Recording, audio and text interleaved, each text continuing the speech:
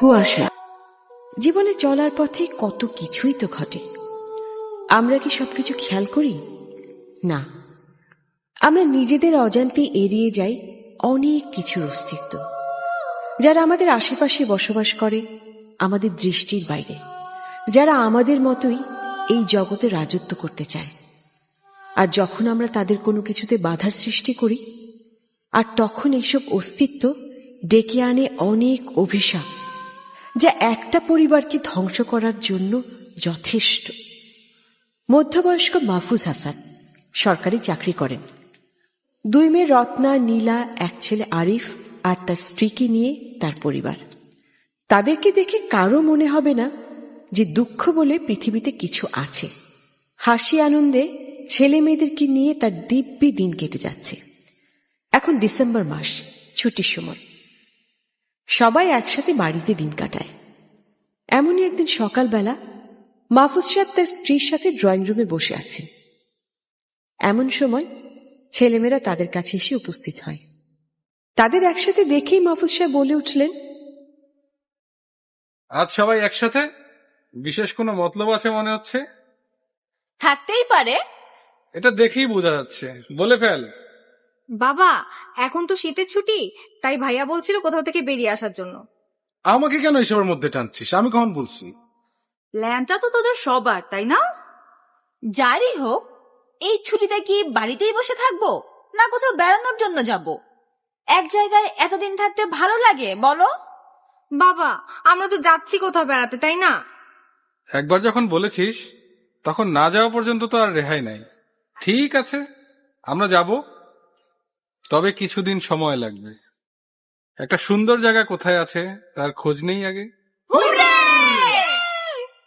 ইচ্ছাটা তো তোমারও কম না। কি যে বলো না, কাল সকালে আমি আরমানের সাথে কথা বলে সব ঠিক করে ফেলছি। ওকে ওকে, ডান।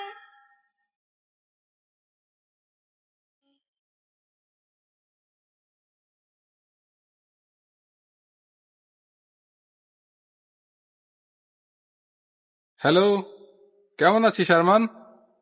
ভালো। আজ হঠাৎ করে আমার কথা মনে পড়লো? দরকার ছাড়া ফোন করার কথা তো মনে হয় না। বল, কিভাবে সাহায্য করতে পারি? তেমন কিছু না, গতকাল ছেলেমেয়েরা বললো একটু বেড়াতে যেতে চায়। এই ধর যে কোনো সুন্দর নির্জন জায়গা। তোর কি এরকম কোনো জায়গা জানা আছে? যদি থাকে তাহলে বল না। আসলে এমন কোনো জায়গা কোথায় হবে ঠিক মনে পড়ছে না, তবে একটা জায়গার সন্ধান দিতে পারি। কোথায়? সিলেটের একটা এলাকা, সেখানে চা বাগান আছে। জায়গাটা অনেক সুন্দর। আমাদের পুরনো একটা বাংলো আছে সেখানে, বছর 10 আগে কিনেছিলাম। যদি যেতে চাস সেখানে যোগাযোগ করে তোদের থাকার ব্যবস্থা করে দিতে পারি। জায়গাটা কোথায়? সিলেটের মালনী ছড়ায়, অনেকটা গ্রাম এলাকা, বিদ্যুৎ নেই। ভেবে দেখ, যদি থাকতে পারিস তাহলে ব্যবস্থা করে দিতে পারি। তবে তবে কি? বাংলোটা একটা সমস্যা আছে। সবাই বলে এটাতে নাকি অতৃপ্ত আত্মারা ঘোরাঘুরি করে। আমার পরিবারের কেউই কিন্তু এটাতে থাকেনি। কি বলিস এইসব? এই বিজ্ঞানের যুগে ভূত? ব্যাপারটা মজার হবে তো। আরেকবার ভেবে দেখলে কি ভালো হতো না? তুই ঠিক করে ফেল, আমরা সামনের শনিবারেই যাব। আরেকবার ভেবে দেখলে কি ভালো করতি না? আরে এসব কুসংস্কার, আসলে কিছুই নাই। তুই ব্যবস্থা করতো, আর এদিকে আমরা তৈরি হতে থাকি। ঠিক আছে।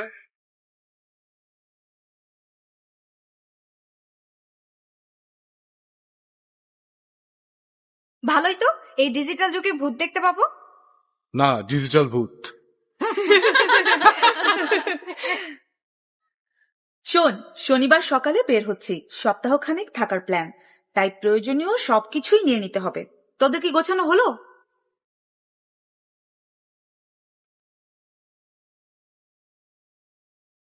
মা মা এই তো আরেকটু। কেন ডাকছো মা? ওরা তো ওখানে ফ্যাশন শো করতে যাবে, সাজসজ্জার ব্যাপার আছে না, সময় তো লাগবেই। এই তুই কি বললি? এটা সবসময় পিছা লাগা না, সবসময় সারাক্ষণ এই কাজ করে যায়।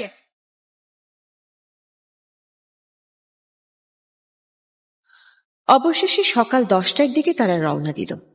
তাদের গন্তব্যটা বলতে গেলে অনেক দূর। ঢাকা সিলেট মহাসড়ক ধরে তারা এগুতে থাকে। একটা গাড়ির মধ্যে 5 জন। বসতে কিছুটা অসুবিধাই হচ্ছিল। আরিফ গাড়ি ড্রাইভ করছিলেন, আর তার বাবা তার পাশের সিটে বসে, আর বাকি 3 জন পেছনের সিটে। বসতে অসুবিধা হলেও ট্রাভেলের আনন্দে তা বোঝাই যাচ্ছিল না। গল্প করতে করতে তারা এগুচ্ছিল। প্রায় 3 ঘন্টা যাত্রার পর তারা নরসিংদী শহরে এসে পৌঁছল, আর সেখানেই তাদেরকে সমস্যায় পড়তে হয়। আরিফ যখন ড্রাইভ করছিল, হঠাৎ একজন মানুষকে সে তার গাড়ির সামনে দেখতে পায়, আর হঠাৎ এমন কিছু হওয়ায় সে চমকে উঠে সাথে সাথে হার্ট ব্রেক করে। গাড়িটা প্রায় লোকটার গায়েই লেগে যাচ্ছিল। অল্পের জন্য সে রক্ষা পায়। তার এমন কাজে সবাই চমকে ওঠে। আরিফ তখন গাড়ি থেকে নেমে লোকটার কাছে যায়, তারপর রেগে গিয়ে জিজ্ঞেস করে, মরার জন্য আর কোনো গাড়ি পেলেন না? আমার গাড়ির সামনে এসে কেন দাঁড়াতে হলো? আশ্চর্য, কথা কানে যায় না, চুপ করে দাঁড়িয়ে আছেন কেন? থাক থাক বাবা, মাথা গরম করে আর লাভ নেই। অনেক দূর যেতে হবে। সময় নষ্ট না করে চল, গাড়িতে চল।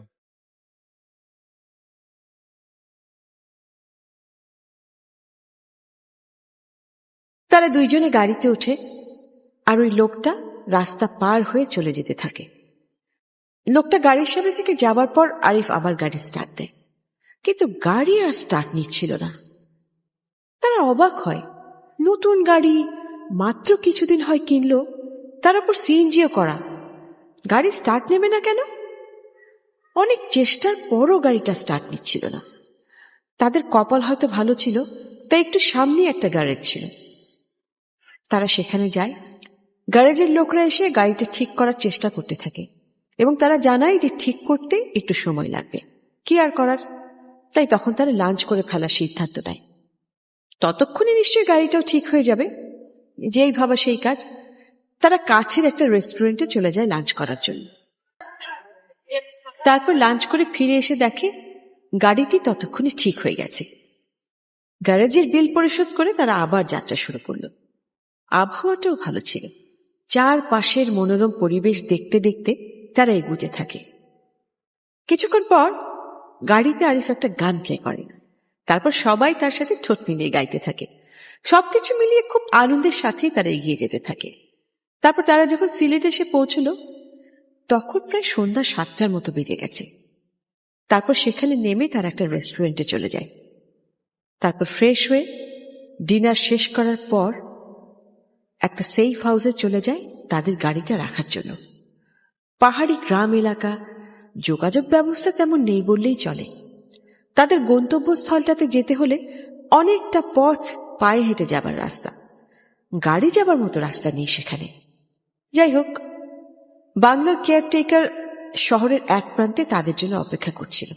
তারা সেখানে পৌঁছতেই তাদেরকে দেখে সে এগিয়ে এসে সালাম দিয়ে বলল, আপনারা কি ঢাকা থেকে আইছেন? হ্যাঁ, আপনি? আমি এই বাংলোর কেয়ারটেকার সাহেব, আমারে আপনাদের কথা কইয়া রাখছে, আইয়েন, আমার লগে আইয়েন। তারপর তার সাথে করেই তারা বাংলোর উদ্দেশ্যে রওনা হলো।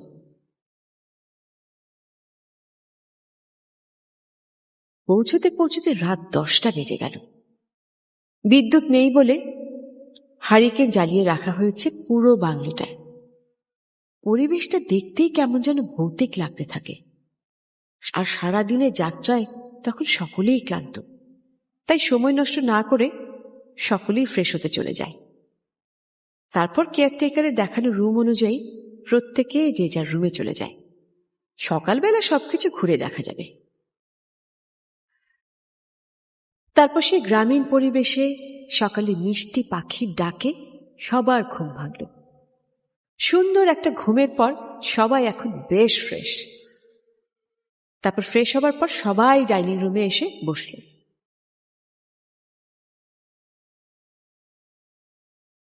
বেশ আনন্দের সাথেই তাদের নাস্তা শেষ করা হয়। তারপর সবাই বাংলোটা ভালোভাবে দেখার জন্য বের হয়। বিশাল বাংলো, হলরুমটা অবাক করার মতো বড়। তেমন কিছুই নেই এতে, ঢোকার জন্য একটা দরজা আর 2টো জানালা, আর তাতে আগেকার দিনের মতো মোটা মোটা রড লাগানো।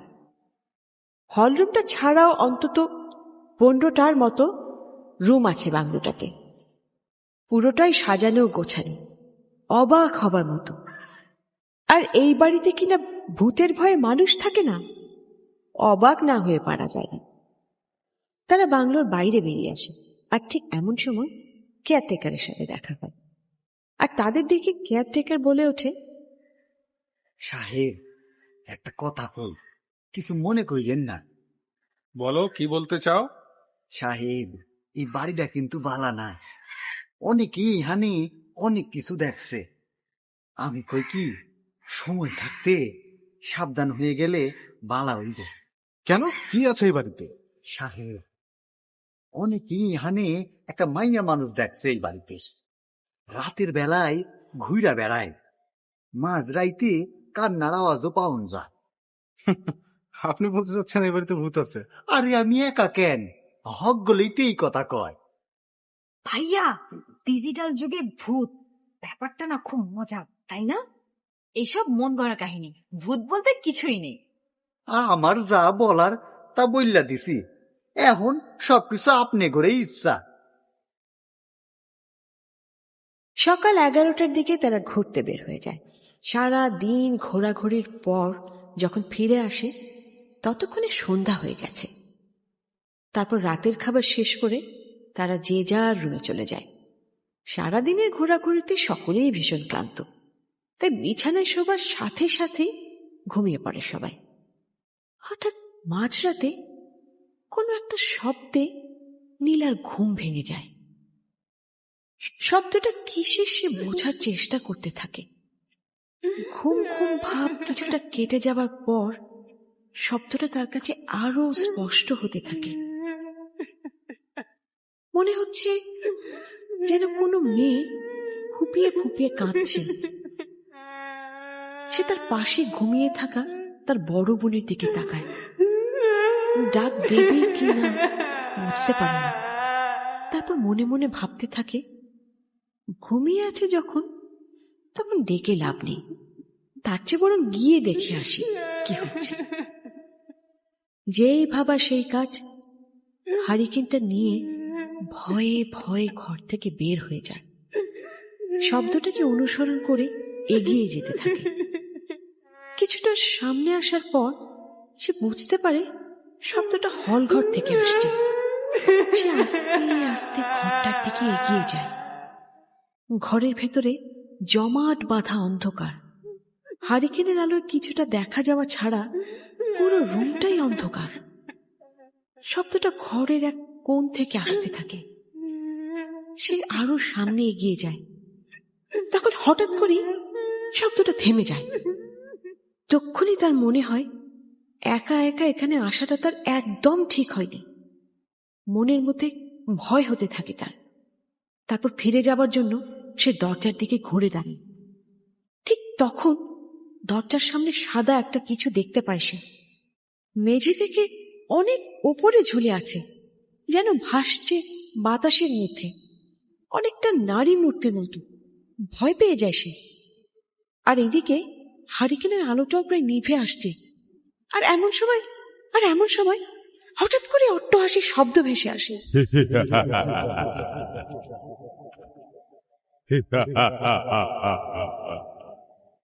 ভয়ে নিঃশ্বাসও নিতে ভুলে যায় সে।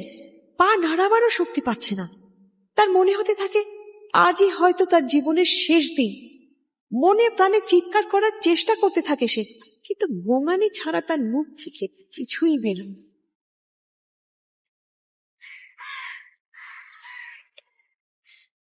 পরদিন সকালবেলা ডাইনিং টেবিল থেকে খোঁজ শুরু হয়ে গেল। কিরে, নীলাকে ডেকে তুললি না? নীলা তো আমার আগেই ঘুম থেকে উঠে গেছে। ভাবলাম তোমাদের সাথেই আছে, তাই তো আমি এখানে এলাম। কই, আমরা তো তাকে দেখতে পাইনি। মজা করছিস না তো? না, আমি তো ঘুম থেকে উঠে দেখি সে পাশেই নেই। ভাবলাম এখানেই হবে। চল তো গিয়ে দেখি। সবাই মিলে খুঁজতে বের হয় তাকে। অনেক খোঁজার পর হলরুমের সামনে এসে তাকে পড়ে থাকতে দেখে চিৎকার করে ওঠে রত্না। সবাই ছুটে যায় তার কাছে। অজ্ঞান হয়ে পড়ে আছে নীলা। আরিফ ছুটে যায় কেয়ারটেকারকে নিয়ে আসার জন্য। তারপর সবাই মিলে তাকে হাসপাতালে নিয়ে যায়। সারাটা দিনই তাদের হাসপাতালে কেটে যায়। একসময় সন্ধ্যা হয়ে আসে। কিন্তু নীলার অবস্থার কোনো উন্নতি না হবার কারণে তারা হাসপাতালেই থাকার সিদ্ধান্ত নেয়। কিন্তু হাসপাতালে সবার থাকার মতো জায়গা না থাকার কারণে আরিফ আর রত্না বাংলোয় ফিরে যাবার প্ল্যান করে। আর ঠিক হয় তাদের বাবা মা নীলার সাথে থাকবে। যাই হোক, সন্ধ্যা 7টার দিকে তারা হাসপাতাল থেকে বের হয়ে কাছাকাছি একটা রেস্টুরেন্ট থেকে রাতের খাবারটা সেরে নেয়। তারপর তারা বাংলোর উদ্দেশ্যে রওনা হয়। রাত তখন 9টা। তারা বাংলোয় এসে পৌঁছয়। কেয়ারটেকার তাদের রুমে হারিকেন দিয়ে যায় আর যাবার সময় বলে যায়, ভাইজান, এই ছোট আপামনির কি খবর? ভালো না। ভাইজান, রাইতে সাবধানে থাকেন। আমি আগেই কইছিলাম বাড়িটা কিন্তু ভালো না। আপনারা আমার কথাটাই শুনলেন না, এই জন্যই আজ আপার এই অবস্থা হয়েছে। আপনাকে আমাদের নিয়ে ভাবতে হবে না, আমরা নিজেদের খেয়াল রাখতে পারবো। পারলেই বালা। সারাদিন অনেক ধকল গেছে ভাই, এখন যাপ, শুয়ে পড়।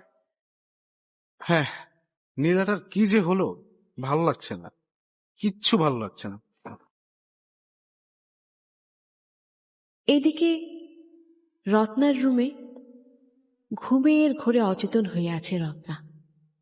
হঠাৎ করে একটা শব্দে তার ঘুম ভেঙে যায়। বিছানায় উঠে বসে সে। তারপর শব্দটা লক্ষ্য করতে থাকে। তার মনে হতে থাকে কেউ যেন রুমের বাইরে হাঁটছে। তার সাথে একটা কান্নারও শব্দ, একটা নীলি কণ্ঠ কাঁদতে কাঁদতে চলে যাচ্ছে। আচ্ছা, কে কাঁদবে এই সময়? সে তার বিছানা ছেড়ে হারিকেনটার দিকে এগিয়ে যায়। তারপর হারিকেনটা হাতে নিয়ে বের হয়ে আসে রুম থেকে। শব্দটা এখনো সে শুনতে পাচ্ছে। শব্দটাকে অনুসরণ করে এগিয়ে যেতে থাকে সে। সে জানে না কি এক অজানা টানে সে ছুটে যাচ্ছে। তার মনে হতে থাকে শব্দটা হলঘর থেকেই আসছে। সে আস্তে আস্তে ঘরটার দিকে এগিয়ে যায়। দরজাটা তখন খোলা ছিল। সে ঘরের ভেতরে ঢুকে। ঘরের ভেতরটা জমাট বাঁধা অন্ধকার। হারিকেনের আলোর কিছুটা ছাড়া আর কিছুই দেখা যাচ্ছে না। পুরো রুমটাই অন্ধকার। তার মনে হতে থাকে শব্দটা ঘরের এক কোণ থেকে আসছে। সে সেদিকে এগিয়ে যায়। আর তখনই হঠাৎ করে শব্দটা থেমে যায়। কি হচ্ছে এসব? তার মনের মধ্যে ভয় বাড়তে থাকে। আর ঠিক তখন একটা শব্দ শুনে সে দরজার দিকে ঘুরে দাঁড়ায়। দরজার সামনে সাদা কিছু একটা দেখতে পায় সে। মেঝে থেকে অনেক উপরে ঝুলে আছে। ভয় তার ভেতরটা ঠান্ডা হয়ে যায়। সে বুঝতে পারে নীলাও এই কারণেই অজ্ঞান হয়ে পড়েছিল। সে ভাবতে থাকে তার জ্ঞান হারানো চলবে না, তাকে জানতেই হবে, জানতেই হবে কেন এমন হচ্ছে। সে মনের মধ্যে সাহস বাড়াতে থাকে। এক দৃষ্টিতে সে অশরীরটার দিকে তাকিয়ে থাকে। তারপর আস্তে আস্তে এগিয়ে যেতে থাকে সেই অশরীরী জিনিসটার দিকে।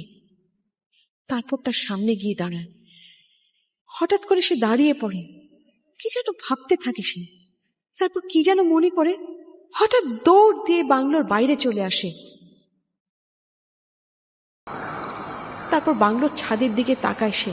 আর তারপর নিঃশব্দ রাত, ঝিঝি পোকার ডাক ছাড়া আর কিছুই শোনা যায় না। হঠাৎ মাঝে মাঝে শেয়ালের ডাক ভেসে আসে। এরই মধ্যে সেই ভয়ঙ্কর কণ্ঠটা আবার শোনা যায়। কেউ বাঁচবে না আমার বাড়িতে, আমার বাড়িতে কেউ থাকবে না আমি ছাড়া। মেরে ফেলবো সবাইকে, মেরে ফেলবো। যারা এই বাড়ি যাবে মেরে ফেলবো তাদেরকে। কেউ বাঁচবে না, কেউ না।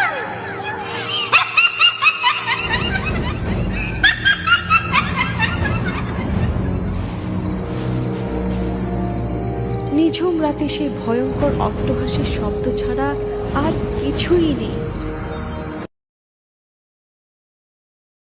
পরদিন সকালবেলা আরিফ একটু দেরি করে ঘুম থেকে জেগে ওঠে। নিজের বিছানায় কিছুক্ষণ বসে থাকার পর ফ্রেশ হবার জন্য সে উঠে যায়।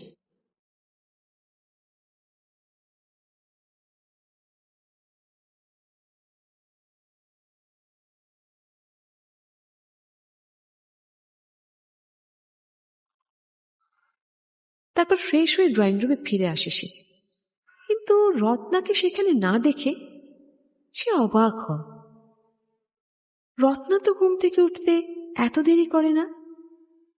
তারপর রত্নার রুমের দিকে যায় সে। তার রুমের সামনে যেতেই সে দেখতে পায় রুমের দরজা খোলা, কিন্তু ভেতরে কেউ নেই। ভয়ে তার ভেতরটা চমকে ওঠে। তারপর সে বাইরে বের হয় তাকে খোঁজার জন্য। বাংলোর 4-5টা খুঁজে দেখে সে, কিন্তু কোথাও তাকে দেখতে পায় না। এমন সময় কেয়ারটেকারের সাথে তার দেখা হয়। তাকে সব খুলে বলে সে। আর তখনই কেয়ারটেকার বলে, আপনারে আগেই কইছি সাবধানে চলতে, জায়গাটা ভালা না। আপনারা কেউই আমার কথা শুনলেন না। আল্লাহ জানে কি হইছে। আহেন আমার লগে, খুঁজা দেখি। তারপর তারা দুজনেই তাকে খুঁজতে বের হয়। সকাল গড়িয়ে দুপুর হয়ে যায়, কিন্তু তার কোনো খোঁজ পাওয়া যায় না। এদিকে দুপুরের আগেই তাদের হাসপাতালে যাবার কথা ছিল, কিন্তু দুপুর প্রায় শেষ হয়ে আসছে, অথচ তারা আসছে না। অজানা আশঙ্কায় চিন্তিত হয়ে পড়লেন মাহফুজ সাহেব। তারপর তিনি আর অপেক্ষা করতে না পেরে আরিফের নাম্বারে কল করলেন। আরিফ ফোন রিসিভ করে হ্যালো বলতেই তার বাবা বলে উঠলেন, কোথায় তোরা? এখনো তো বাংলোতেই আছি। তোদের না দুপুরের আগে আসার কথা ছিল? না মানে বাবা, একটু সমস্যা হয়ে গেছে। কি সমস্যা? রত্নাকে খুঁজে পাওয়া যাচ্ছে না। কি কি বললি? এত অস্থির হয় না বাবা, শান্ত হও। আর মাকে এখনো কিছু বলার দরকার নাই। কিন্তু কি হয়েছে সেটা তো বলবি। তারপর আরিফ তাদের সব কিছু খুলে বলে। সবকিছু শোনার পর তার মাথায় যেন আকাশটা ভেঙে পড়ে। কি হচ্ছে এই সব? কিছুই ভাবতে পারছেন না তিনি। অসহায়ের মতো হাসপাতালের বেডে বসে পড়লেন তিনি। কিছুক্ষণ পর তিনি তার স্ত্রীকে নীলার পাশে বসিয়ে জরুরি কাজ আছে বলে বাংলোর উদ্দেশ্যে রওনা হন। বাংলোয় আসতে আসতে তার সন্ধ্যা হয়ে যায়। আরিফ আর কেয়ারটেকার তখনও রত্নাকে খুঁজছিল। তিনি এসে প্রায় পাগলের মতো তার মেয়ের খবর জানতে চাইলেন, কিন্তু চাইলেই কি হবে? তাকে তো আর পাওয়া যায়নি। সব শোনার পর তিনি আর দেরি করতে চাইলেন না। ঠিক করলেন পুলিশের সাহায্য নেবেন। যেই ভাবা সেই কাজ। তিনি আরিফকে নিয়ে থানার উদ্দেশ্যে রওনা হলেন। যেমন করেই হোক তার মেয়েকে খুঁজে পেতেই হবে। আর যদি না পায় কি হবে তার? আর নিজের স্ত্রীর কাছেই বা কি জবাব দেবেন? কিছুই ভাবতে পারছেন না তিনি। রাত 9টার দিকে তিনি থানায় এসে পৌঁছলেন। তখন থানার দায়িত্বে ছিলেন পুলিশ ইন্সপেক্টর তারেক মাহমুদ। যখন তারা থানায় আসলো, তিনি তাদের অবস্থা দেখেই বুঝতে পারলেন বড় কোনো রকমের সমস্যা হয়েছে। তারপর মাহফুজ সাহেব তারেক সাহেবকে তাদের বেড়াতে আসার কথা জানান। বাংলোয় ওঠা থেকে শুরু করে তার ছোট মেয়ে নীলার হঠাৎ অজ্ঞান হয়ে যাওয়া আর রহস্যজনকভাবে রত্নার উধাও হয়ে যাওয়া সম্পর্কে সব কিছুই তাকে খুলে বললেন। তারপর তার সব কথা শোনার পর তারেক সাহেব বলে উঠলেন, আপনারা যে বাংলোটায় উঠেছেন সেটার কথা আগেও অনেকবার শুনেছি। ভৌতিক বাংলো হিসাবে এই শহরে বাংলোটার অনেক সুনাম আছে। রাতে নাকি এটাতে অতৃপ্ত আত্মারা ঘোরাঘুরি করে। একটা মানুষের সন্ধান পাওয়া যাচ্ছে না আর আপনি ভূতের গল্প শোনানো শুরু করেছেন? এই আধুনিক যুগে এসে আপনি ভূত প্রেত বিশ্বাস করেন? তাছাড়া আপনার মতো শিক্ষিত লোক এসব কথা বলে। ডিসগাস্টিং। আহা, রেগে যাচ্ছেন কেন? আমি নিজে বানিয়ে কিছু বলিনি, যা শোনা যায় তাই বললাম। তবে আমি এখন পর্যন্ত ভূতের কোনো কেস পাইনি। আজই পেলাম। আপনারা চিন্তা করবেন না, ভূতটাকে আমি ধরেই ছাড়বো, আর তা যতটা সম্ভব কম সময়ে। আপনার মেয়ের সন্ধান আপনারা পেয়ে যাবেন, কিন্তু একটা সমস্যা আছে। আবার কি সমস্যা? আইন অনুযায়ী কেউ হারানোর 24 ঘন্টা আগে কোনো মামলা নেওয়া যায় না। তাই এখন আপাতত আমি কেসটা নিতে পারছি না। তবে ব্যাপারটি নিয়ে আমি চিন্তা করছি। আজ আপনারা ফিরে যান, রাতটা সাবধানে কাটান আর তার সন্ধান করার চেষ্টা করেন। যদি কোনো সন্ধান না পান তাহলে কাল আবার আসবেন, তখন এ ব্যাপারটা নিয়ে আপনারা মামলাও করতে পারবেন। আর তখন আমরাও আপনাদের সাথে বাংলোটায় যাব।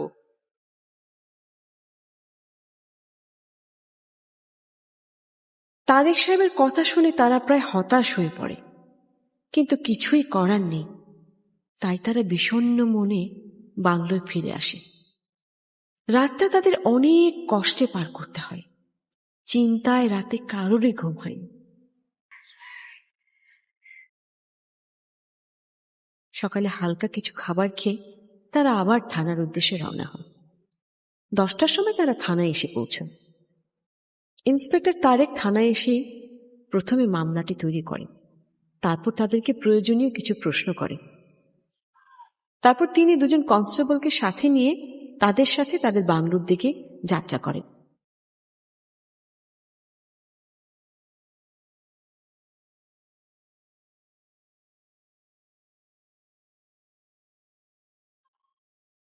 বাংলোয় পৌঁছানোর পর প্রথমে তিনি পুরো বাংলোটা ঘুরে দেখেন। সেই বাংলো বিশাল বিশাল রুম, তবে হল রুমটা অবাক করার মতো বড়। তেমন কিছুই নেই এতে। ঢোকার জন্য একটা দরজা আর দুটো জানালা, তাদের আগেকার দিনের মতো মোটা মোটা রড লাগানো। হল রুমটা ছাড়াও অন্তত 15টার মতো রুম আছে বাংলোটাতে। পুরোটাই সাজানো গোছানো। বাংলোর চারপাশে নানা ধরনের গাছপালা। বাংলোর পেছনের দিকটা হালকা জঙ্গল মতো হয়ে গেছে। তিনি সব কিছুই নোট করতে থাকেন। তারপর কেয়ারটেকারকে ডেকে কতগুলো প্রশ্ন করেন। আচ্ছা, আপনি কতদিন থেকে এখানে আছেন? স্যার 20-25 বছরের বেশি হইব। আপনার পরিবারও থাকে এখানে?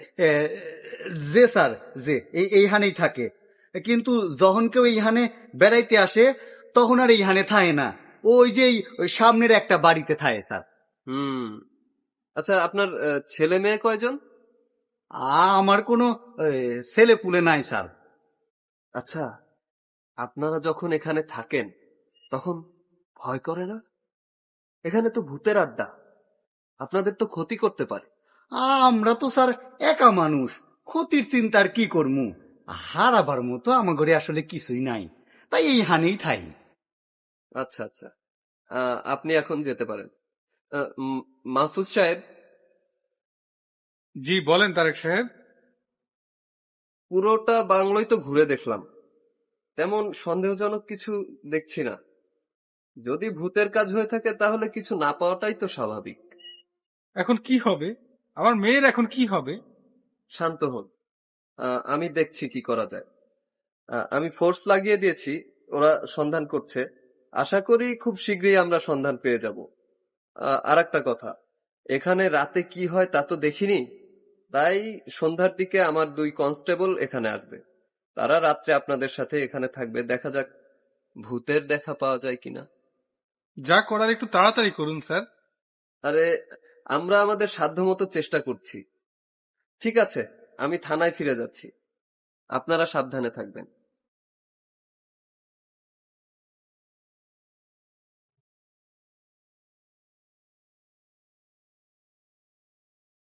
কি হবে এখন কিছুই ভাবতে পারছে না মাহফুজ সাহেব।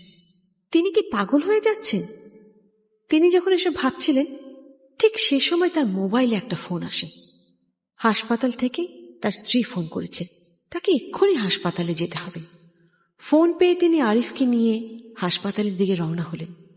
যখন তিনি হাসপাতালে পৌঁছলেন তিনি জানতে পারলেন যে নীলার জ্ঞান ফিরেছে, তবে অবস্থা ততটা ভালো নয়। তাই ডাক্তার তাকে চেম্বারে ডেকে পাঠিয়েছে। তিনি ডাক্তারের কাছে যাবার পর ডাক্তার তাকে বললেন, দেখুন, আমরা সাধ্যমতো চেষ্টা করেছি, রোগীর অবস্থা ততটা ভালো হচ্ছে না।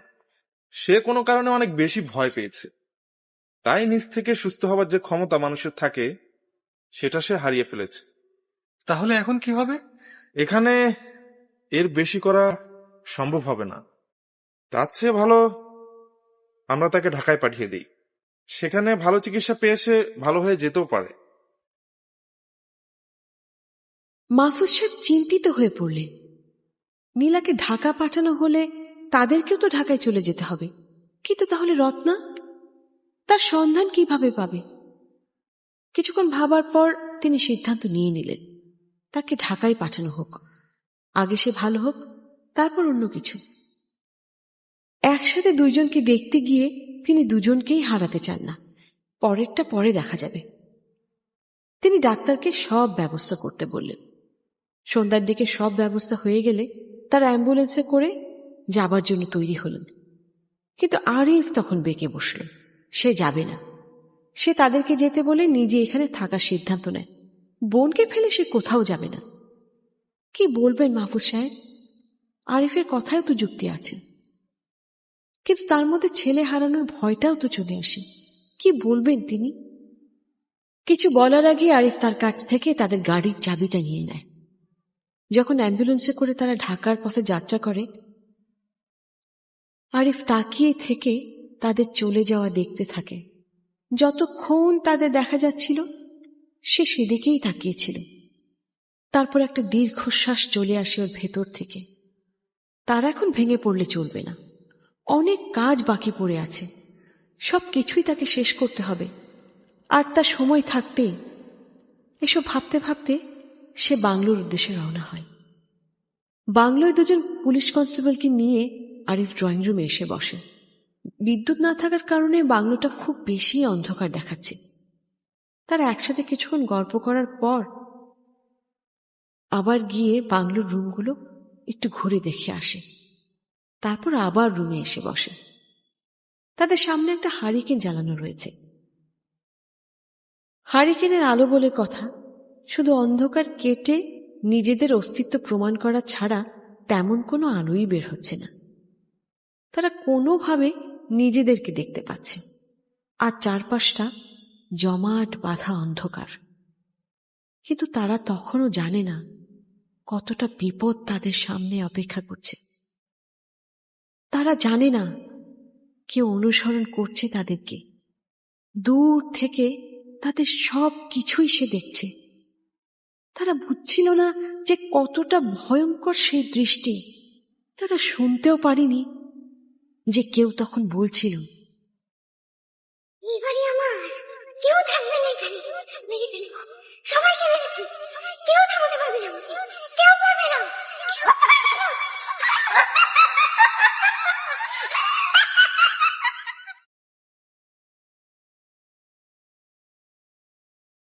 তারা তিনজন ড্রয়িং রুমে বসে আছে। বাইরে বৃষ্টি হচ্ছে, আর তার সাথে মাঝে মাঝে বজ্রপাত। পরিবেশটাই যেন ভৌতিক হয়ে গেছে। বিভিন্ন বিষয় নিয়ে তারা গল্প করছিল। এর মধ্যে এক পুলিশ তো রীতিমতো ভূতের গল্পই শুরু করল। সে বলতে থাকে, এটা ঠিক গল্প না, বলা যায় বাস্তব অভিজ্ঞতা। তবে আমার না, আমাদের গ্রামের একজনের।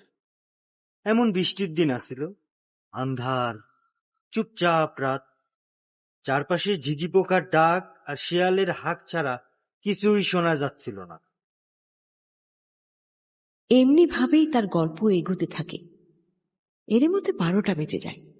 বাইরে তখনও বৃষ্টি হচ্ছিল। হঠাৎ করেই বাইরে বিদ্যুৎ চমকায়। হয়তো কাছাকাছি কোথাও হবে। শব্দটা অনেক বেশি হয়েছিল। তারা তিনজনই চমকে ওঠে শব্দে। তারপর ঘোরটা কেটে যাবার পর তারা আবার গল্পে মনোযোগ দেয়। আর ঠিক তখনই তারা তিনজনই একটা শব্দে আবার ভীষণ চমকে ওঠে। তারা সবাই একটা কান্নার শব্দ শুনতে পায়। একটা মেয়েলি কণ্ঠস্বর। কান্নার শব্দটা বাইরে থেকে আসতে থাকে। এমন বৃষ্টির রাতে বাইরে কে কাঁদবে? আর এখানে কোনো মেয়েও তো থাকে না। তাহলে এটা কি? ভয় পেয়ে যায় তারা। আর তখনই কান্নাটা থেমে গিয়ে অট্ট হাসির শব্দ ভেসে আসে।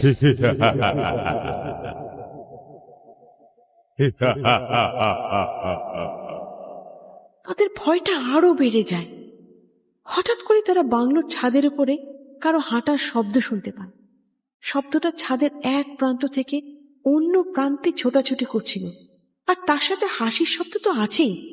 প্রচন্ড ভয় পেয়ে যায় তারা। কি করবে কিছুই বুঝতে পারছিল না। এদিকে হারিকেনটা নিভে যাবার মতো অবস্থা হয়। এমন সময় হঠাৎ করেই একজন পুলিশ তার রাইফেলটা হাতে নিয়ে বাইরের দিকে গুলি করে বসে। আর তারপর সব কিছুই আগের মতো নীরব হয়ে যায়। বাইরে থেকে শুধুমাত্র বৃষ্টির শব্দ আসতে থাকে। সারাটা রাত তারা ভয়ে ভয়ে পার করে। তারপর সকালে উঠে একসাথে তারা ব্রেকফাস্ট করে নেয়। তারপর তারা থানার দিকে রওনা হয়। থানায় পৌঁছে তারা ইন্সপেক্টর তারেককে দেখতে পায়। আরিফ কোনো কথা না বাড়িয়ে তার বোনের খবর জানতে চায়। স্যার, আমার বোনের কোনো খবর পাওয়া গেছে? আমার ফোর্স কাল সারাদিনই তার সন্ধান করেছে, কিন্তু কোনো সন্ধান পাওয়া যায়নি। একটা মেয়ে হারিয়ে গেছে আর তাকে খুঁজে পেতে এত সময় লাগে? দেখুন আরিফ সাহেব, আমরা আমাদের সাধ্যমতো চেষ্টা করছি। কোনো লাভ তো তাতে হচ্ছে না। দেখুন, আমরা এখনো জানি না তার কি হয়েছে। তার সাথে অনেক কিছুই হতে পারে। যেমন? যেমন প্রথমত সে নিজে থেকেও কোথাও চলে যেতে পারে, আর যদি তা হয় আমরা তেমন কিছুই করতে পারবো না। দ্বিতীয়ত তাকে কোনো একজন, হোক সে ভূত অথবা মানুষ, কোথাও গুম করে রাখতে পারে, খুনও করতে পারে। তাহলে আমরা যতক্ষণ পর্যন্ত তার ঠিক কি হয়েছে জানতে না পারবো তেমন কিছুই করতে পারবো না। তারপরও আমরা চেষ্টা চালিয়ে যাচ্ছি। প্লিজ স্যার, যা করার একটু তাড়াতাড়ি করুন। বললাম তো, আমরা সাধ্যমতো চেষ্টা করছি। ও ভালো কথা, কাল রাতের ঘটনায় আপনার কি মনে হয়? মনে তো অনেক কিছুই হয়, কিন্তু এটা কিভাবে সম্ভব? ভূত বলে তো কিছুই নেই, তারপর কেন এমন হলো? দেখুন, ভূত আছে কি নেই তার সঠিক কোনো প্রমাণ কারো কাছে নেই। তাহলে আছে এবং নেই এই দুইটা সামনে রেখেই আমরা কাজ করতে পারি। যদি ভূত বলে কিছু থাকে তাহলে তো তাকে থামাবারও নিশ্চয়ই কোনো উপায় আছে। কিন্তু সেটা কি? সেটাই তো ভাবনার বিষয়। তবে আপাতত আমরা এক কাজ করতে পারি। কি কাজ? চলুন, আমি আবার বাংলোটায় যাব, আবার সবকিছু ভালোভাবে দেখব। আর একটা কাজ করব। কি সেটা? এখনই বলবো না, আগে চলুন বাংলোর পরিবেশটা আগে উপভোগ করি। ইন্সপেক্টর তারেক আরিফকে নিয়ে আবার বাংলোয় ফিরে আসেন। ততক্ষণে দুপুর হয়ে গেছে। কেয়ারটেকার তাদের খাবারের ব্যবস্থা করে। দুপুরের খাবার শেষ করবার পর ইন্সপেক্টর তারেক আবার বাংলোর চারপাশটা দেখতে থাকেন। বৃষ্টির কারণে কোথাও কোথাও পানি লেগে থাকা ছাড়া আর সব কিছুই আগের মতো আছে। তিনি কেয়ারটেকারকে একটা মই আনতে বললেন। তারপর কেয়ারটেকার মই নিয়ে আসার পর তিনি ছাদে উঠলেন। তার সাথে আরিফও উঠলেন। তিনি সব কিছুই আগের মতো দেখলেন। তিনি সেই ড্রামগুলো কাছে গেলেন। সবকিছুই ঠিক আছে, শুধু একটা ড্রাম হেলে পড়ে আছে, যেগুলো আগের দিন দাঁড় করানো ছিল। সবকিছু দেখার পর তারা নিচে নেমে আসেন। তারপর তিনি আরিফকে বলেন, আজ আপনি শহরের কোনো হোটেলে চলে যান। কেন? আজ রাতটা আমি এখানে থাকবো, আর একা। একা থাকলে ভূতগুলো সামনে আসতে ভয় পাবে না, আর আমার পরীক্ষাটাও ভালোভাবে করতে পারবে। কিন্তু এটা কিভাবে সম্ভব? আমার এক বোন ভয় পেয়ে কয়েকদিন ধরে হাসপাতালে পড়ে আছে, অবস্থা ভয়ানক। আরেক বোন এখান থেকে নিখোঁজ। কাল আমাদের তিনজনের সামনেই এত কিছু হয়ে গেল। আপনি একা থাকবেন কিভাবে? আপনার বড় কোনো ক্ষতি হয়ে যেতে পারে। আসলে আমিও তাই চাই, ভূত সম্পর্কে নিজের অভিজ্ঞতা নিতে চাই। এতে করে নিজের বিশ্বাসটারও একটু ঝালাই হবে। কিন্তু? কোনো কিন্তু নয়, ভয় পাবেন না। সাথে রিভলভার আছে, 6টা বুলেট লোড করা আছে আর 6টা রিজার্ভে আছে। কালকের ঘটনা থেকে যা জানলাম, ভূতেরাও বুলেটকে ভয় পায়। আমার তেমন কিছুই করতে পারবে না।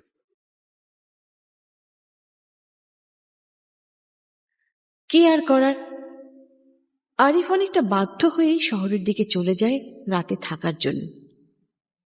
আর ইন্সপেক্টর তারেক থেকে গেলেন সে বাংলোয়। তিনি তখনও জানেন না সামনে তার জন্য কি অপেক্ষা করছে। তিনি ধারণাও করতে পারেননি এই ভয়ঙ্কর বাড়িতে একা থাকার দুঃসাহস করার জন্য তাকে কি মূল্য দিতে হবে। রাতের খাবার শেষ করার পর তিনি শোবার ঘরে যান। কেয়ারটেকার আগে থেকে সেখানে একটা হারিকেন রেখে গেছিল। হারিকেনের মিটি মিটি আলোয় তিনি রিভলভারটা আবার পরীক্ষা করে নিলেন। সব ঠিক আছে। তারপর নিশ্চিত হয়ে তিনি শুয়ে পড়লেন। মাঝরাত হঠাৎ একটা শব্দে তার ঘুম ভেঙে যায়। সে বিছানায় উঠে বসে। একটা কান্নার শব্দ শুনতে পায়, যেন কোনো মেয়ে কাঁদছে। বিছানা ছেড়ে উঠে যায় সে। তারপর হারিকেনটাকে নিয়ে শব্দটাকে অনুসরণ করে এগিয়ে যেতে থাকে। একসময় সে হল রুমের সামনে চলে আসে। রুমের দরজাটা আগের মতোই খোলা, কিন্তু তার স্পষ্ট মনে আছে সবগুলো দরজাই বন্ধ ছিল। তাহলে এটা খুলে গেল কিভাবে? হারিকেনটা নিয়ে ভেতরে ঢুকে সে, আর তখনই একটা অট্ট হাসির শব্দ ভেসে আসতে থাকে পুরোটা রুম থেকে। তার মনের মধ্যে ভয় এসে জড়ো হতে থাকে। তারপরও ভালোভাবে শব্দটাকে লক্ষ্য করতে থাকে সে। রুমের চার কোণ থেকে শব্দটা আসছিল, আর এমন সময় ছাদের উপর থেকেও ধূপ ধাপ শব্দ শুনতে পায় সে। কিন্তু কিন্তু এটা কিভাবে সম্ভব? ছাদে ওঠার মতো কিছুই নেই আশেপাশে। তাহলে এবার সত্যি সত্যি ভয় পেয়ে যায় সে। কোমরে হাত দেয় রিভলভারটার জন্য, কিন্তু সে রিভলভারটা সেখানে পেল না। তখন তার মনে পড়ে রাতে পরীক্ষা করার পর সেটা সে বিছানায় তার বালিশের নিচে রেখেছিল, আর নেওয়া হয়নি। এখন কি করবে? এদিকে তার হাতের হারিকেনের আলোটাও ঝাপসা হতে থাকে, যে কোনো সময় নিভে যেতে পারে। তিনি আর রিস্ক নিতে চাইলেন না। ছুটে রুম থেকে বেরিয়ে নিজের রুমের দিকে চলে গেল। তখনই তার পেছনের দিক থেকে সেই অট্ট হাসির শব্দ ভেসে আসছিল। রুমে এসে তিনি দরজা বন্ধ করে দেন। তারপর এগিয়ে এসে রিভলভারটা হাতে নিয়ে বিছানায় বসে পড়েন। এমন সময় তার হারিকেনটা নিভে যায়। অন্ধকার হয়ে যায় পুরো ঘরটা। ভয়ের মধ্যে নিজের উপর রাগ উঠে যায় তার। কেন আসার সময় সাথে কোনো মোমবাতি আনেননি? কিন্তু রাগ হলে কি হবে? তখন আর কিছুই করার ছিল না। অসহায়ের মতো তিনি বিছানায় বসে থাকেন। হয়তো তার কপাল ভালো ছিল, তাই সেদিন রাতে আর তেমন কিছুই ঘটেনি। তারপরও সারাটা রাত তাকে অনেক ভয়ে ভয়ে পার করতে হয়েছে। পরদিন সকালে আমি এখন থানায় যাব, আর সেখানেই ব্রেকফাস্ট করব। এমন ভৌতিক বাংলো আমার জীবনে আর দেখিনি। কেন স্যার, কি হয়েছে? যাই হোক, এখানে আর এক মুহূর্তও থাকবো না। আমারও জীবনের মায়া আছে। যা হবার হোক, আমি আর কখনো আসছি না এদিকে। এখনো বিয়ে করিনি। আমি এত আগেই মরতে চাই না। আর আপনি একটা কথা বলতে পারেন? কি কথা? আচ্ছা, এই বাংলোটা ভৌতিক হলো কিভাবে? কোথা থেকে আসলো এই আত্মারা? কেন আসলো? কি চায় তারা? কি চাই সেইটা তো কইতে পারুম না স্যার, তবে বাড়ি নিয়া একটা কাহিনী অবশ্য আছে। সেইটা হাসানা মিসা তা অবশ্য আমি জানি না। সে মেলা দিন আগের কথা। এই বাংলোতে একজন বয়স্ক লোক তার বউরে নিয়া থাকতো। বাংলোটা তাদেরই আসিল, আর তাদের কোনো পোলামাইয়াও আসিল না, কিন্তু অনেক সুখেই আসিল তারা। দুইজন মাত্র মানুষ, তেমন কোনো ঝামেলাও ছিল না। কিন্তু যখন তার বউ অসুস্থ হইয়া গেল, তাকে দেখাশোনা করা সহ বাড়ির অন্যান্য কামের লেগা তাগরে একজন লোক দরকার ছিল, কিন্তু বিশ্বস্ত লোক খুঁজা পাওন যাচ্ছিল না। তখন তার পরিচিত এক আত্মীয়র কথা মনে হইল, তাই সে বৃদ্ধ লোক তার কথাই চিন্তা করল। যথারীতি তারে নিয়েও আসছে। ও একটা দিন তো ভালোই কাটছিল, কিন্তু কিছুদিন পরই তার মধ্যে লোভ কাজ করতে শুরু করল। সে বৃদ্ধের বাংলো থেকে বিভিন্ন দামি দামি সব জিনিস চুরি কইরা নিয়ে যাইত। আর কয়েকটা দিন এইভাবে যাবার পর বৃদ্ধা কিছুটা বুঝতে পারছিল, কিন্তু ততক্ষণে অনেক দেরি হইয়া গেছে। কারণ ততক্ষণে এই লোকটাই বৃদ্ধকে মাইরা ফেইয়া এই বাংলো দখলের চিন্তাও কইরা রাখছে। যেই ভাবা সেই কাজ। আর দেখতেই পাইতাছেন ইহানে আশেপাশে কোনো লোকজন নাই, তাই এই কাজ করতে তার তেমন কোনো অসুবিধা হয় নাই। সে তার পেলান মতো দুইজনই খুন করে। খুন কইরা এই বাংলোটারে দখল নেয়। হ্যাঁরও প্রথম কয়েকদিন ভালোই ছিল, কিন্তু কিছুদিন পর থেকে সে নাকি ওই বৃদ্ধরে রাত্রেবেলা স্বপ্নে দেখত। আর আরো কিছুদিন পরে তাদের দুইজনের লাশও এই বাড়িতেই পাওয়া যায়। কিন্তু কিভাবে তারা মারা গেছে তা কেউ জানে না। আর তারপর থেকেই এই বাংলোতে এরম সমস্যা হয়ে যাইতাছে। আর তাদের মৃত্যুর পর বাংলোর মালিক হয় এই বৃদ্ধেরই একটা ছোট ভাই। এমনিতে তার কেউ না থাকলেও বাংলোর দখল নেবার জন্য তার আত্মীয়ের কোনো অভাব হয়নি। আর ওই লোকই আমার এইখানে নিয়োগ দিছে, কিন্তু তার সাথেও ওই একই ঘটনা ঘটছে। আর সেই কারণে সেও এইখানে বেশি দিন থাকতে পারে নাই। অবশেষে সেইটা বেচাই দিছে। আর এইটা কিনা লইছে আমগরে নতুন মালিক। এইদিকে বেড়াতে আইয়া তার এই বাংলোটা পছন্দ হইয়া যায়, আর হুনে এটা অনেক কম দামে বিক্রি করা হইব। একে তো ভূতের ভয়, তার উপর আরেকজনের জিনিস, যা বিক্রি করতে পারে তাই তো লাভ। সাহেবও কম দামে পাইয়া এটা কিনা লইছে। আর তারও লোকের দরকার, তাই আর আমারে বাদ দেয় নাই স্যার। ঘটনা যাই হোক, তা দিয়ে আমার কি? আমি আর এদিকে আসছি না। নেহাতি আমার কপাল ভালো ছিল, তাই এ যাত্রায় বেঁচে গেছি। আপনিও পালান, এখানে থাকলে আপনিও মরবেন। তারপর আর তিনি কিছুই বললেন না, সোজা থানার দিকে হাঁটা দিলেন। আর এদিকে শহরে যাবার পর আরিফ একটা হোটেলে ওঠে রাতে থাকার জন্য। এখানে সে নিরাপদ, কোনো ভয়ের কিছুই নেই। তারপরও রাতে তার ঘুম হয়নি। ইন্সপেক্টর তারেকের জন্য তার চিন্তা হতে থাকে। তাদের জন্য সে নিজের জীবন বাজি রেখে বাংলোয় থাকতে গেছে। এমন দায়িত্ববান পুলিশ অফিসার এই যুগে দেখা যায় না। আর এদিকে ইন্সপেক্টর তারেক থানায় এসে নিজের চেয়ারে বসে ভাবতে থাকে, কি হলো এটা? এই সময়ে ভূত, কিন্তু ভূত বলে তো কিছুই নেই। তারপরও তিনি নিজে যা শুনলেন সেটা কিভাবে অবিশ্বাস করবেন? পুলিশ হলেও তিনি তো মানুষ, আর মানুষ হয়ে কি ভূতের সাথে পারবেন? গভীর এক চিন্তায় ডুবে যান তিনি। যখন এসব ভাবছিলেন, ঠিক তখন আরিফ থানায় এসে উপস্থিত হয়। এসেই জানতে চায়, আপনি ঠিক আছেন তো? তার আগে বলুন, আপনারা সেখানে ছিলেন কিভাবে? কেন? কাল রাতে আমার সাথে যা হলো, এসবের পরে আমি আর নাই। আমি আর নাই মানে হলো, ওখানে সত্যি ভূত আছে। যে যাই বলুক, আমি নিজে সেখানে ছিলাম। আমি নিজেকে আর অবিশ্বাস করতে পারবো না। তাহলে আমরা আপাতত আপনার বোনের সন্ধান করছি, কিন্তু আমি ওই বাংলোর দিকে আর যাচ্ছি না। কি বলছেন? আপনি না পুলিশ, আপনি ভয় পেলে কিভাবে হবে? কিছু করার নেই ভাই, এত আগে শহীদ হতে চাই না। নিজের জীবনের মায়া সবারই আছে। আপনাকেও বলছি, যদি ভালো চান তাহলে বাংলোতে আর যাবেন না, হোটেলেই থাকেন আর বোনের সন্ধান করেন। আপনাকে কিছুই করতে হবে না, আমি চললাম। আরে কোথায় যাচ্ছেন? বাংলোতে। মানে? আপনি ভয় পেতে পারেন, কিন্তু আমি ভয় পাই না। ওরা আমার পরিবারকে নিয়ে খেলছে, আমি নীরবে তা দেখতে পারি না। আমি যাচ্ছি সেখানে। শুরু যখন হয়েছে আমি শেষটাও দেখে ছাড়বো। আপনি কি সত্যিই যেতে চান? আমি কি ফান করছি আপনার সাথে? মনে হচ্ছে না, তবে আমি সত্যিই দুঃখিত আপনাকে সাহায্য করতে না পেরে। কিন্তু বোঝেনি তো, জীবনের মায়া সবারই আছে। তবে আপনাকে সামান্য একটু সাহায্য করতে পারি। কি সাহায্য? আমি জানি কাজটা বেআইনি, তারপরও বলছি, আপনি এই রিভলভারটা নিয়ে যান। 6টা গুলি আছে এতে। যদি কোনো সমস্যা হয় ব্যবহার করতে পারেন।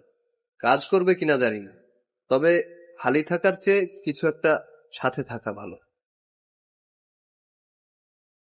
আরিফ তার কথা শুনে অবাক হয়। তারপরও কি যেন ভেবে তার হাত থেকে রিভলভারটা নিয়ে নেয়, ভালো করে দেখে এটাকে। তারপর মৃদু একটা হাসি দিয়ে তাকে ধন্যবাদ বলে বাংলোর দিকে রওনা হয়। বিকেলের দিকে সে বাংলো এসে পৌঁছায়। তাকে একা দেখে কেয়ারটেকার বলে ওঠে, স্যার আপনি একা কেন? পুলিশ কই? ভয় পেয়েছে। ভয় পাইছে মানে? কাল একা ছিল, কিছু হয়েছে, এখন জীবনের মায়া করতেছে, তাই কেউ আর আজ আসতেই চায়নি। ওনা গড়ে আর কি দোষ স্যার? জীবনের মায়া সবারই আছে, কেডাই মরতে চাই কন? তাহলে চাকরি করতে আসলো কেন? বাড়িতে শাড়ি পরে বসে থাকলেই তো ভালো হতো। স্যার মনে হয় রাইগা গেছেন। যদি কিছু মনে না করেন তাইলে একটা কথা কই। বলেন। আপনি থাইয়েন নাই হানে। মানে? বাংলোটা যে কেমন সেটা তো দেখছেনি। আর কত বড় কোনো ক্ষতি হওয়ার আগে সাবধান হন ভালা। আপনি চইলা যান। আমি এত সহজে হাল ছাড়বো না। শুরু যখন হয়েছে এর শেষ দেখে ছাড়বো। কিন্তু স্যার, ভূতের লগে লাগতে যাওয়াটা ভালো হইব না। যা হবার হবে, পরেরটা পরে দেখব। কি আর করা, আপনি যেইটা ভালা বুঝেন সেইটাই করেন। আর এদিকে যখন এইসব হচ্ছে তখন তার পরিবারের সবাই ঢাকায়। নীলাকে এরই মধ্যে ঢাকা মেডিকেল কলেজ হাসপাতালে ভর্তি করা হয়েছে। অবস্থা এখন উন্নতির দিকে। মাহফুজ সাহেব রত্নার ঘটনাটা তার স্ত্রীর কাছে গোপন রাখতে চাইলেও রাখতে পারেননি। তাদের সাথে আরিফ আর রত্নাকে না আসতে দেখে তার স্ত্রীর মনে সন্দেহ হয়েছিল, আর তাই মাহফুজ সাহেবকে একটু চাপ দিতেই তিনি সব ঘটনা খুলে বলেন। ফলে যা হবার তাই হল। তার স্ত্রী এই ঘটনার কথা শুনে পুরোপুরি ভেঙে পড়লেন। সব কিছু মিলিয়ে এক হুলস্থুল কাণ্ড বেঁধে যায়। সুখের পরিবারে নেমে আসে বিষাদের ছায়া। একদিকে ছোট মেয়েকে দেখা, অন্যদিকে বড় মেয়ের হারিয়ে যাওয়া আর স্ত্রীর ভেঙে পড়া।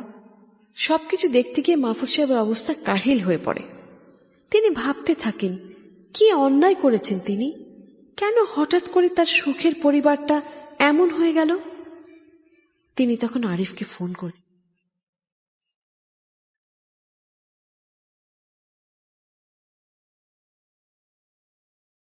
রত্নার কোনো খবর পেয়েছিস? না বাবা, পুরো এলাকাটা খুঁজে দেখেছি, পুলিশও খুঁজছে, কিন্তু এখন পর্যন্ত কোনো সন্ধান পাইনি। তাহলে কি? জানি না। এই 2 দিন পুলিশ ভালোভাবে আমাকে সাহায্য করেছে, কিন্তু কিন্তু কি? কাল তাদের অফিসার বাংলোয় একা থাকতে এসে ভয় পেয়ে যায়, আর এতটাই ভয় পায় যে বাংলোয় আর আসতেই চাইছে না। তাই তাদের উপর এখন আর তেমন ভরসা করতে পারছি না। তাহলে কি করবি? যা করার একাই করার চেষ্টা করব। আমার বিশ্বাস আমি পারবো। তোকে পারতেই হবে। তুই এখন কোথায়? বাংলোতে ফিরে এসেছি, আজ এখানেই থাকবো। এখান থেকেই তাকে হারিয়েছি, যতক্ষণ না পাবো এখান থেকে যাব না। তুই পাগল হয়ে গেছিস? তুই মারা যাবি এখানে থাকলে। তুই অন্য কোথাও চলে যা, তারপর খোঁজ কর। আগে নিজে বাঁচার চেষ্টা কর। বোনকে যদি না পাই বেঁচে থেকে কি লাভ? যখন হারিয়েছিল তখন আমার সাথেই ছিল, তাই খোঁজ পাবার দায়িত্বটা আমারই নিতে হবে, আর আমিই সেই দায়িত্বটা নিয়েছি। স্যার, ও স্যার, একটা কথা কই। বলেন। যদি কিছু মনে না করেন তাহলে আজ রাইতে আমি আপনার লগে থাই। একা থাকলে আপনার সমস্যা হইতে পারে। না, আপনাকে থাকতে হবে না, আমি একাই থাকবো। কিন্তু কোনো কিন্তু না, সমস্যাটা আমার, আর এর সমাধানটা আমিই করব। চলে যান। অভিশপ্ত বাংলোটাতে আরিফ তখন একা। স্বাভাবিকভাবেই তার মনে ভয় থাকার কথা ছিল, কিন্তু কেন যেন তার আর তখন ভয় করছিল না। ভয়ের বদলে মনের মধ্যে তীব্র ক্ষোভ এসে বাসা বাঁধতে থাকে। তার কেন যেন মনে হতে থাকে আজই সে তার হারানো বোনের রহস্য খুঁজে পাবে, কিন্তু কিভাবে সেটা সে জানে না, আর জানতেও চায় না। এদিকে আবারও সেই সব অস্তিত্বরা জেগে ওঠে, আনন্দে মেতে ওঠে তারা। তাদের শেষ শিকার এখন তাদের হাতের মুঠোয়।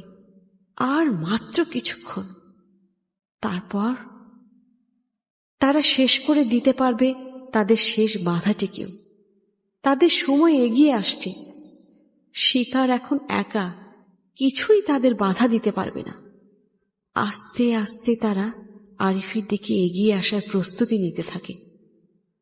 সেই সাথে সেই পরিচিত ভয়ঙ্কর অট্টহাসি। আরিফ বসে আছে। বসে থাকতে থাকতে একসময় সে ক্লান্ত হয়ে উঠে দাঁড়ায়, তারপর রুমের দিকে চলে যেতে থাকে। সে এখন ঘুমোতে চায়, আর তার চলে যাওয়া দেখেই আনন্দে ফেটে পড়ে সেই সব অস্তিত্বগুলো। তাদের বের হওয়ার সময় হয়ে গেছে। আর ওদিকে আরিফ রুমে গিয়ে হারিকেনের আলোতে রিভলভারটা পরীক্ষা করে নেয়। সে জানে না এটা তার কোনো কাজে আসবে কি, তারপরও নিজেকে রক্ষা করার সামান্য সম্বল হিসেবে হলেও সে এটাকে রাখতে চায়। কিছুক্ষণ পর সে হারিকেনের আলোটা কিছুটা কমিয়ে শুয়ে পড়ে। কিছুক্ষণের মধ্যেই তার ঘুম এসে যায়। রাত তখন 12টার মতো হবে। হঠাৎ করে বাংলো থেকে ভয়ঙ্কর হাসির শব্দ আসতে থাকে।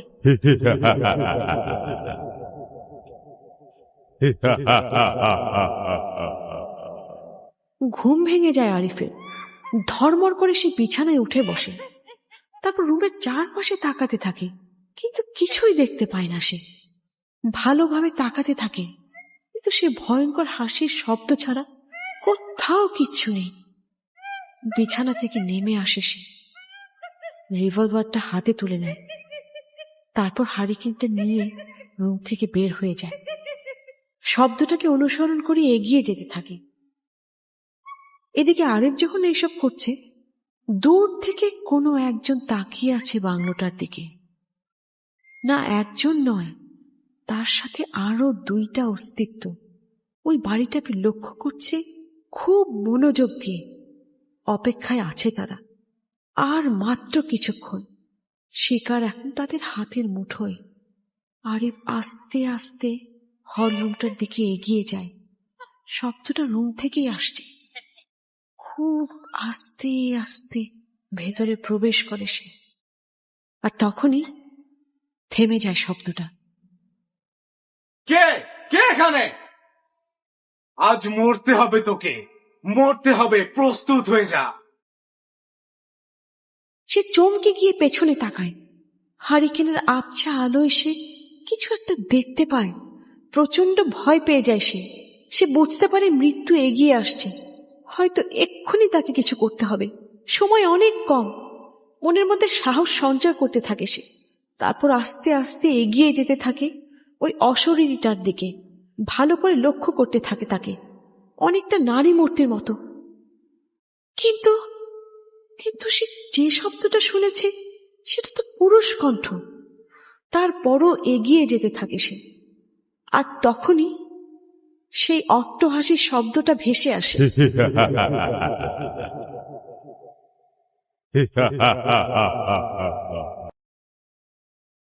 প্রচন্ড ভয় পেয়ে যায় সে।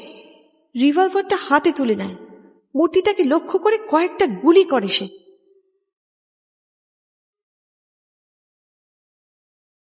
তারপর কি যেন মনে করে দৌড়ে বাংলো থেকে বেরিয়ে আসতে থাকে। আর তখন হঠাৎ করে সে আরো গুলির শব্দ শুনতে পায়।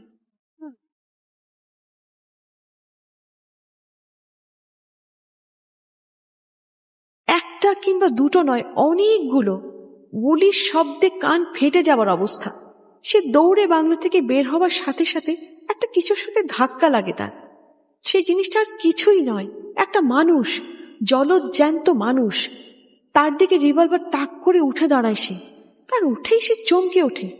সেই মানুষটার কেউ নয়, পুলিশ ইন্সপেক্টর তারেক। রিভলভারটা নিচে নামায় সে। তখন আরো দুজন কনস্টেবল তাদের কাছে চলে আসে। কি হচ্ছে আরিফ কিছুই বুঝতে পারছিল না। আর তাকে বোঝার মতো সময় না দিয়ে বাকি তিনজন বাংলোর পেছন দিকে দৌড়ে চলে যায়।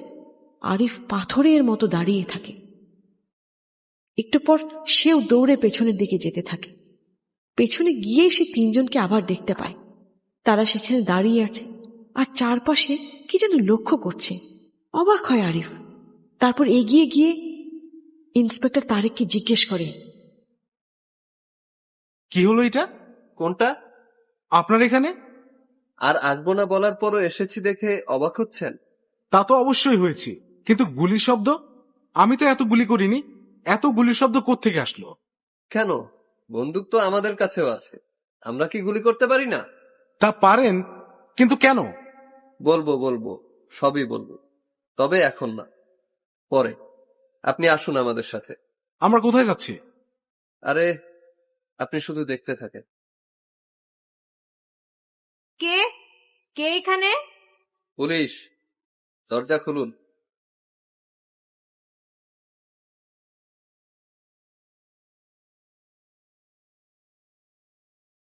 এত রাইতে আপনারা এখানে?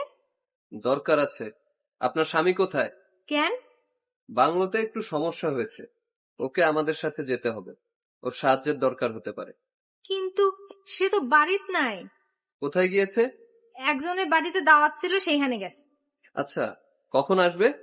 এই কাল সকালের দিকে। ওকে, আসলে ওকে থাকতে বলবেন, আমরা সকালে আবার আসবো। পরদিন সকাল 10টার দিকে তারা বাংলোর পেছনের দিকে যান কাল রাতে কি হয়েছে দেখার জন্য। চারপাশটা ভালো করে লক্ষ্য করে, কিন্তু তেমন কিছুই পাওয়া যায় না। তারা যখন ফিরে আসছিল তখন কিছু একটা দেখে আরিফ হঠাৎ থেমে যায়, তারপর সেদিকে এগিয়ে যায়। রক্ত। তারা সেখানে গিয়ে রক্ত পড়ে থাকতে দেখে, আর একটু পরপরই তারা রক্তের দাগ দেখতে পায়। এইসব দেখে ইন্সপেক্টর তারেক বলে উঠলেন, আমি যা ভেবেছিলাম ঠিক তাই। কি ভেবেছিলেন? ভূত। ভূত? এখানে সত্যিই ভূত আছে। মানে? মানে আমরা এখন ভূতটাকে ধরব। আপনি আমার সাথে আসেন।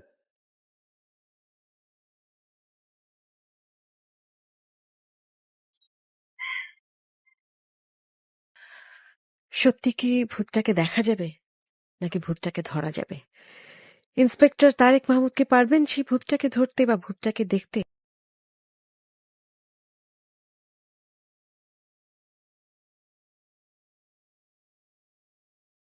আপনার স্বামী এসেছে? হ স্যার। তাকে ডাকুন, আমাদের সাথে যেতে হবে। কিন্তু স্যার তার তো শরীর বালা না, কাল রাত কইরা বাড়ি ফিরছে, অনেক জ্বর আইছে। সে এখন কোথায়? বিছানায় শুয়ে আছে। আমাকে নিয়ে চলেন ওখানে। যাইবেন আপনি? আসেন। শরীরের কি অবস্থা? তেমন বালা না স্যার। না হবারই কথা। তা আরিফের বোন কোথায়? স্যার আমি কেমনে কমু? ওই হয়তো ভূতে লইয়া গেছে, আর কই নিছে আমি কেমনে জানুম? আর নাটক করতে হবে না। স্যার এই কি বলতেছেন এইসব?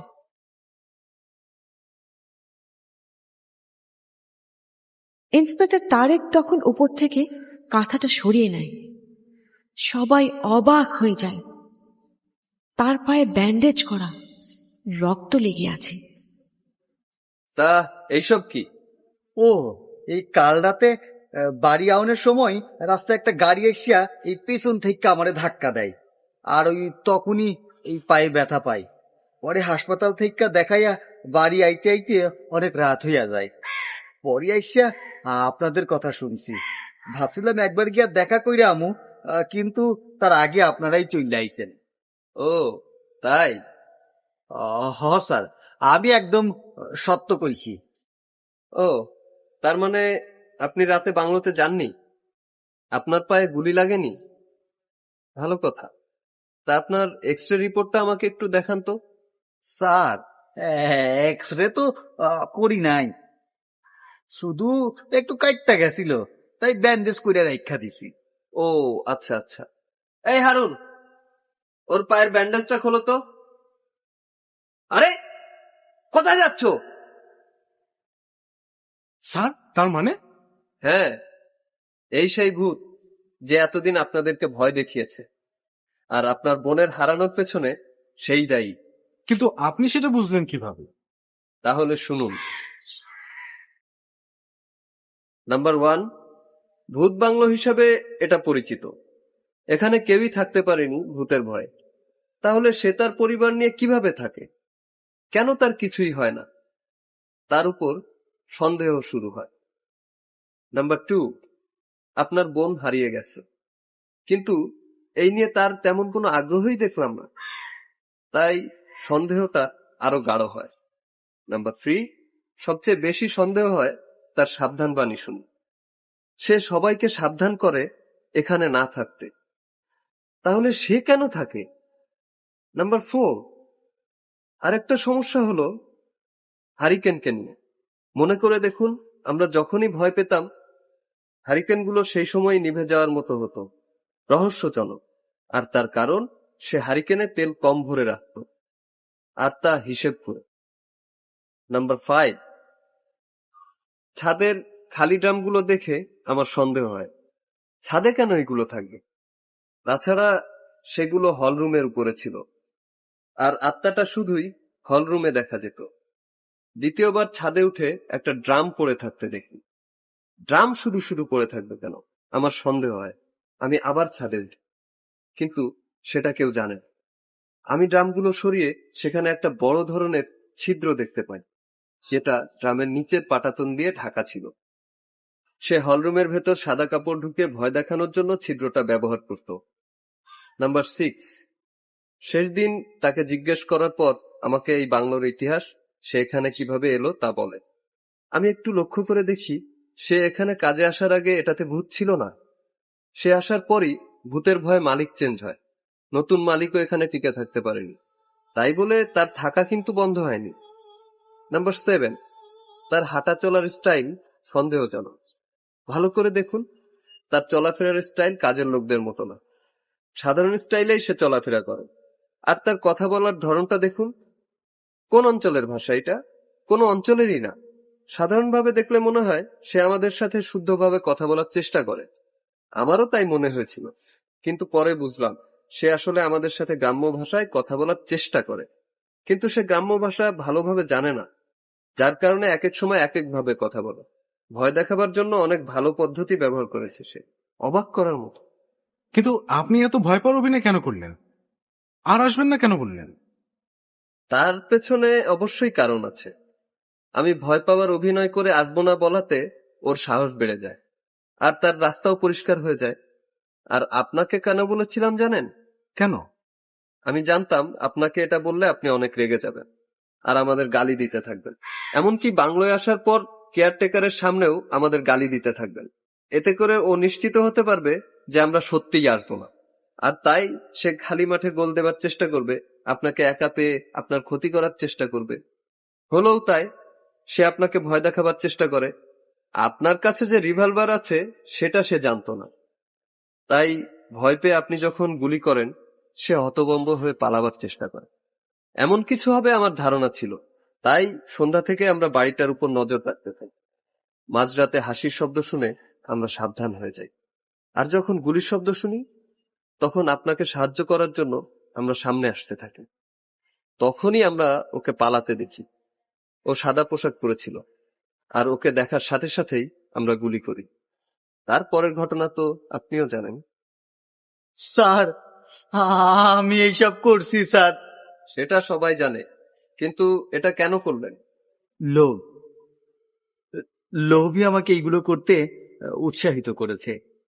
তাই কেয়ারটেকার সেজে আমি এই বাড়িতে এসে ভূতের ভয় দেখিয়ে বাড়িটা দখল করি। এই অন্যায়ের শাস্তি আপনি পাবেন। আর একটা কথা বলুন, তারা সারা জীবনের জন্য এখানে থাকতে আসেন, তাহলে তাদের সাথে এমন কেন করলেন? সবাইকে ভয় দেখাতে চেয়েছিলাম, যাতে করে আর কেউ কখনো এই জায়গাটাতে না আসে, আর আমার থাকাতেও কোনো বাধা না আসে। আচ্ছা, আর হাসি আর কান্নার যে শব্দ শোনা যায় ওটা কিভাবে করলেন? স্যার, এইগুলো ক্যাসেটে রেকর্ড করা আছে স্যার। আমি রাতের বেলায় সিডিটা অন করে দেই, আর ঘরের বিভিন্ন জায়গায় সাউন্ড বক্স লুকিয়ে রেখেছি। হলরুমের 4 কোণায় 4টা আছে। মেঝেতে গর্ত করে ভেতরে এইগুলো রেখে উপরে টাইলস করে দিয়েছি, তাই বোঝাই যায় না। অনেক ভালো প্ল্যান। এখন ভালোভাবে বলে ফেলুন, আরিফ সাহেবের বোন কোথায়? আমি জানি না স্যার। থানায় নিয়ে কিছুটা দিলেই জানবেন। সময় থাকতে বলে ফেলুন, আপনার জন্য ভালো হবে। দাঁড়া, দেখাচ্ছি মজা। এ কি করছেন আপনি? স্যার, ভালোভাবে বললে ও মুখ খুলবে না। ওকে বলতে বলুন আমার বোন কোথায়, আর যদি না বলে তাহলে। আরিফ সাহেব, মাথা ঠান্ডা করুন, আইন নিজের হাতে নেবেন। আরিফের বোন কোথায়? সে তো আর নেই স্যার। মানে? ওই দিন রাতেও আমি ভয় দেখাবার চেষ্টা করি। একসময় সে নিজের রুম থেকে বের হয়ে আসে। যখন হল রুমে ঢোকে, আমি ওই জায়গাটা দিয়ে রুমের ভেতরে একটা সাদা কাপড় ঢুকিয়ে দিয়ে নিচে নেমে আসি। উদ্দেশ্য ছিল সে কেমন ভয় পায় তা দেখা। সে অবশ্য ভালোই ভয় পেয়েছিল। তারপরও কেন জানি অনেকক্ষণ কাপড়টার দিকে তাকিয়ে থাকে। কিছুক্ষণ তাকিয়ে থাকার পর সে হঠাৎ দৌড়ে বাংলো থেকে বের হয়ে আসে। আমার মনে হয় সে ভয় দেখানোর ব্যাপারটা বুঝে ফেলেছিল, তাই সে বাইরে এসেই বাংলোর ছাদের দিকে তাকিয়ে থাকে। আমার মনে ভয় হয় আমার এতদিনের প্ল্যান এত কিছু সবই কি মাত্র কিছুক্ষণের মধ্যে একটা মেয়ের কারণে নষ্ট হয়ে যাবে? আমি এটা সহ্য করতে পারছিলাম না। তাই তাই সে যখন ছাদের দিকে তাকিয়েছিল, তার পেছন থেকে মাথায় আঘাত করি। আর আঘাতটা অনেক জোরে লেগেছিল হয়তো, তাই সে সেখানেই মারা যায়। স্যার, সে আমার বোনকে মেরে ফেলেছে। মেরে ফেলুন তাকে, আমাকে ছাড়তে বলুন। মাথা ঠান্ডা করুন আরিফ সাহেব, তাকে মারতে গিয়ে নিজে খুনি হবেন। আইনি ওর বিচার করবে। ওকে আমরা সাথে নিয়ে যাচ্ছি। আপনার কুকর্মের শাস্তি আপনাকে পেতে হবে। তার আগে বলুন, লাশটা কোথায়? স্যার, বাংলোর পেছন দিকে ওই 2 কিলোমিটারের মতো ভেতরে জঙ্গলের এক জায়গায় তার লাশটা আছে। ওই কফিনের ভেতরে রেখে দিয়েছি। জায়গাটাতে নিয়ে যেতে পারবেন? পারবো স্যার। 1 কিলো যাবার পর একটা ভাঙা পুরনো বাড়ি আছে সেখানে, আর তার পাশের রাস্তা দিয়ে 1 কিলো গেলেই রাস্তার পাশে তার কবর। ওইদিকে মানুষ যায় না, তাই কবরটা খুব সহজেই খুঁজে পাওয়া যাবে। তার কথা মতো তাকে সাথে নিয়ে ইন্সপেক্টর তারেক, আরিফ আর 2 জন কনস্টেবল ওই জায়গায় যেতে থাকে।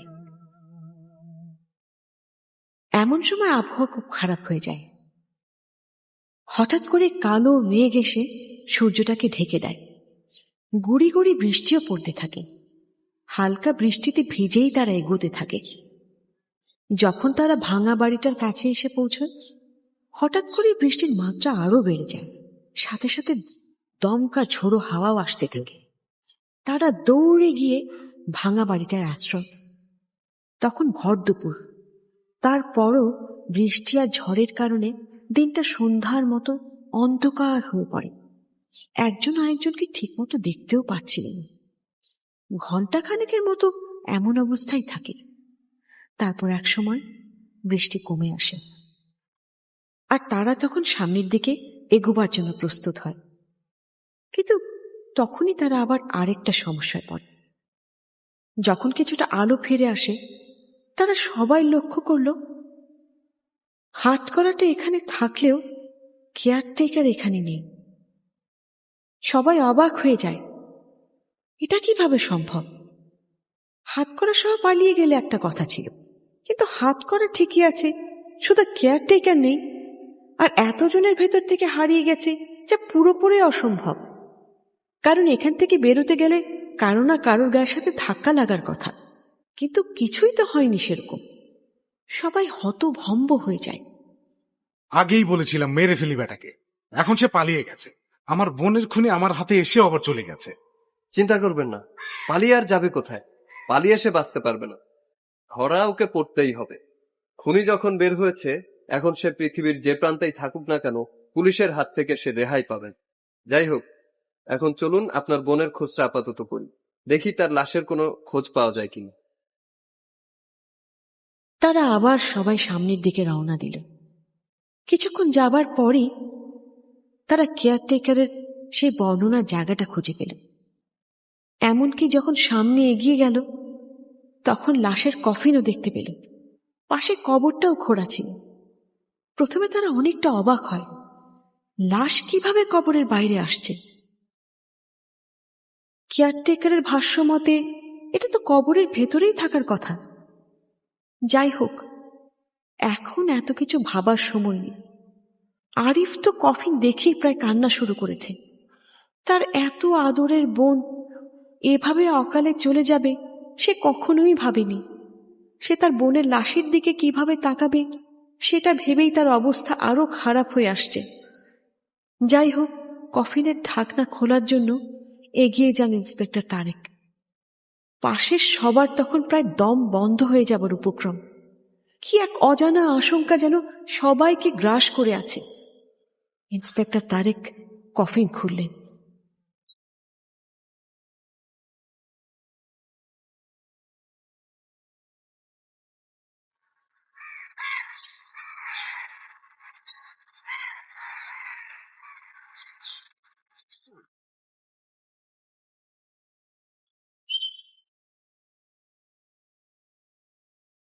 কিন্তু এটা কি? এটা কি করে সম্ভব? কেউ কিছু বুঝতে পারছিল না কি করবে। সবাই হতভম্ব। কফিনের ভেতরে একটা লাশ, কিন্তু সেটা রত্নার না, সেটা কেয়ারটেকারের লাশ। সবার ভেতরে যেন এক ঝলক বিদ্যুৎ চমকে গেল।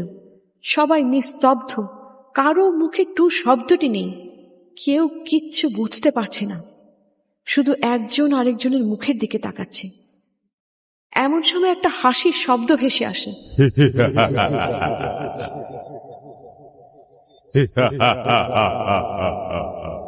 সেই শব্দ যেটা বাংলোতে শোনা যেত। সবাই চমকে উঠে সেদিকে তাকায়, দেখে গভীর জঙ্গলের দিকে একটা মেয়ে হাসতে হাসতে চলে যাচ্ছে, অনেকটা ভাসমান ভাবে। সবাই চুপ করে সেদিকে তাকিয়ে থাকে। শুধু আরিফ তখন হঠাৎ করে চিৎকার করে ওঠে, রত্না!